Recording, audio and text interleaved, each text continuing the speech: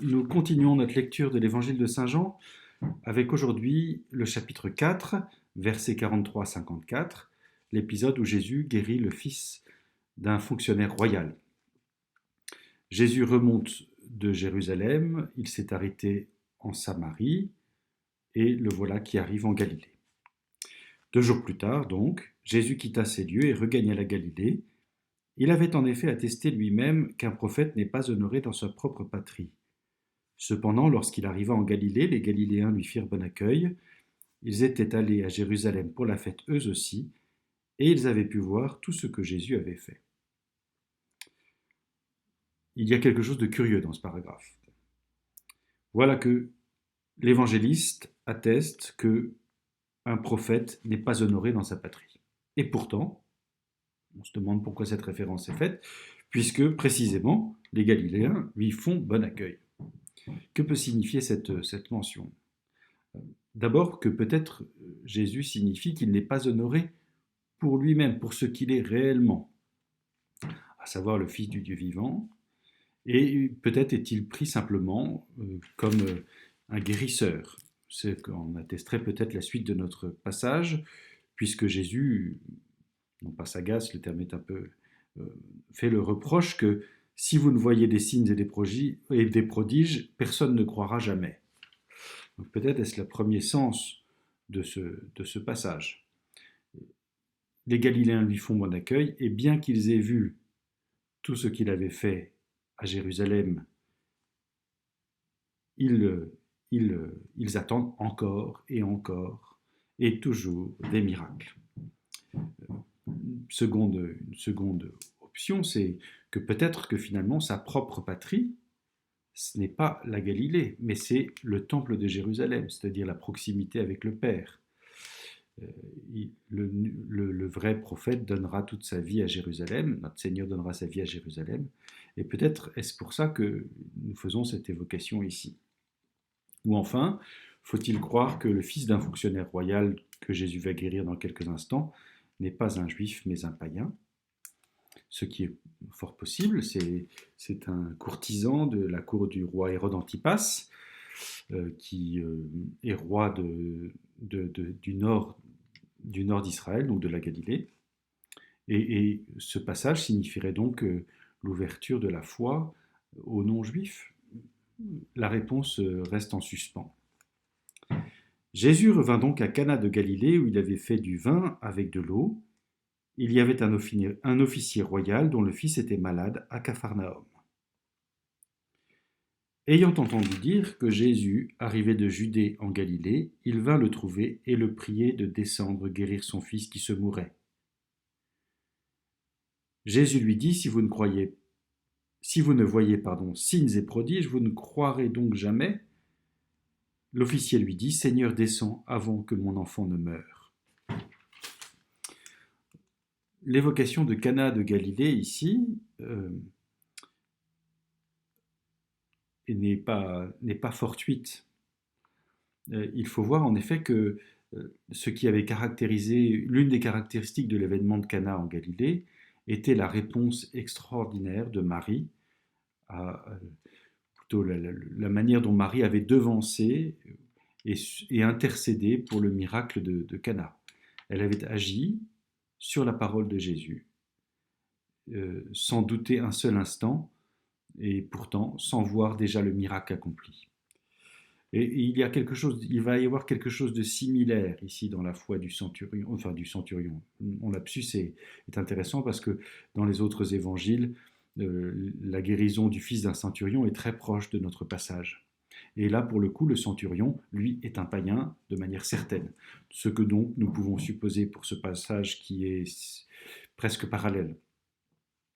Ainsi donc, peut-être ce qui est signifié ici par ce parallèle avec Cana, c'est cette espèce de confiance et d'abandon, de foi très, très pure, qui agit dans une confiance absolue dans la parole du Maître. Il faut voir d'ailleurs que ce fils de fonctionnaire royal a une attitude assez belle, et en dépit de l'attitude réservée de Jésus, qui lui affirme que il faut croire malgré les signes et les prodiges. L'officier insiste avec beaucoup de délicatesse, et il faut comprendre que sa foi l'a fait parcourir 33 kilomètres qui le séparent de Capharnaüm à Cana, donc sur une route assez escarpée, avec une grande confiance, et malgré sa position élevée dans la société, voilà que ce centurion euh, s'est approché avec humilité et opiniâtreté, il y va avec confiance. Cette foi est un beau témoignage. L'officier lui dit donc, Seigneur, descends avant que mon enfant ne meure. Jésus lui dit, va, ton fils vit. Tout au long de notre passage, il va y avoir comme un parallèle fait entre la vie et la foi, la confiance et la vie. La foi va être source d'une vie nouvelle. Il est évident qu'il y a une évocation ici indirecte de la résurrection. La foi en la résurrection, c'est la foi en la vie qui triomphe. Cet homme crut à la parole que Jésus lui avait dite, et il se mit en route. Tandis qu'il descendait, ses serviteurs vinrent à sa rencontre et dirent « Ton enfant vit ». Il leur demanda à quelle heure il s'était trouvé mieux, et ils répondirent « C'est hier, à la 7e heure, que la fièvre l'a quitté ». Le père constata que c'était à 7 heures même que Jésus lui avait dit « Ton fils vit ». Dès lors il crut, lui et toute sa maisonnée.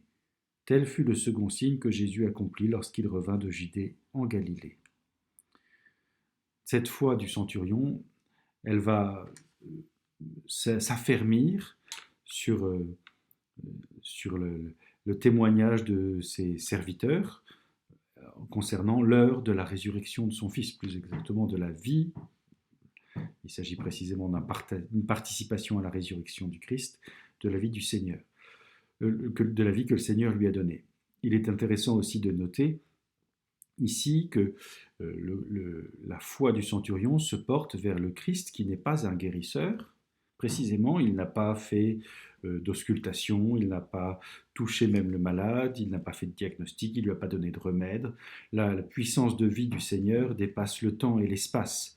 Il est le maître de la terre et le maître de la création. C'est cela la foi du fonctionnaire ici. C'est déjà notre foi. Nous croyons que le Seigneur agit au-delà du temps et de l'espace dans nos cœurs et dans nos âmes pour y apporter sa vie toute puissante, moyennant notre foi, qui est donc une participation à sa propre vie. Et ici, il en fait le constat, il y a comme une annonce pour nous. Nous sommes concernés par la puissance vivifiante du Christ qui dépasse le temps et l'espace, même si nous ne le voyons pas dans son corps historique, comme le centurion, comme le fonctionnaire, l'a vu lui-même. Nous croyons qu'il agit car il a cette puissance qui dépasse toute chose. Et nous sommes invités à entrer dans les sentiments de ce centurion qui, humblement et de manière opiniâtre, de manière persévérante, continue à implorer. Mais sa foi ne se porte plus simplement ici, ou n'est pas invité à se porter simplement comme le Seigneur le demande, sur les signes et les prodiges, mais d'abord sur la puissance de vie du Christ. La vie qu'il a à nous donner, ce n'est pas un remède uniquement pour la maladie, c'est la vie en surabondance. C'est pourquoi il crut, lui et toute sa maisonnée. Il est intéressant de percevoir comment cette foi du centurion, excusez-moi, j'arrête pas ce lapsus, mais bon, c'est comme ça, cette foi du fonctionnaire est communicative. Mais Jésus met en garde contre une foi guidée par le miracle. Mais la participation de vie de la foi du centurion en Jésus, décidément, et c'est ça qui est communicatif. Et il y a là un parallèle fait très, très nettement avec notre propre vie. Voilà, j'achève sur ces quelques mots ce passage. Posons-nous la question, voilà, nous sommes souvent confrontés dans la société moderne à nous dire que nous avons du mal à transmettre la foi à nos enfants, à nos proches. Mais voilà, faisons confiance dans cet évangile. La puissance de vie du Seigneur dépasse peut-être ce que l'on a perçu. Est-ce qu'on est capable de percevoir peut-être les grains les semences que le Seigneur a déjà mis dans le cœur de nos enfants sans que nous nous en rendions compte, les petites choses, est-on capable de le relever?